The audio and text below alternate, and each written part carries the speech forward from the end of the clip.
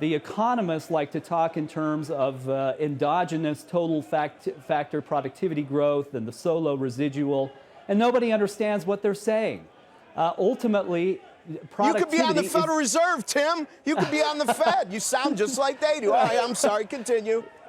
Right. Well, ultimately, the simple way to think about productivity is doing more with less.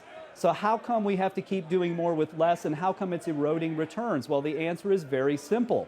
If you boil productivity down to inputs, labor and capital, we're commoditizing capital, money. That means we're depreciating it.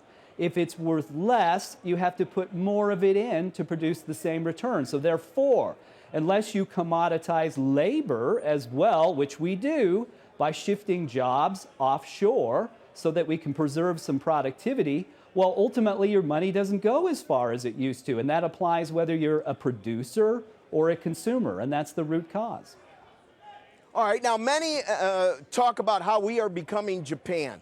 Now, when I look at Japan, I do see a productivity issue because, like compound interest, all the hundreds of billions of dollars your economy doesn't generate in growth because of low productivity start to stack up. Are we turning into that Japanese model, Tim?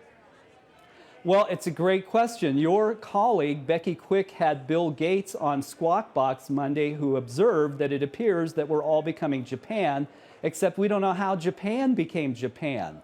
And I'm oversimplifying, but if productivity is the difference between labor and capital, what is happening is that large governments like Japan's all over the world are stealing from their citizens by creating money to purchase debt, and rising prices, rising debts are the enemies of prosperity. And the net effect of that, again, is that your money doesn't go as far as it used to. So then producers can't produce as efficiently, consumers can't consume at the same pace, and the whole global economy flags.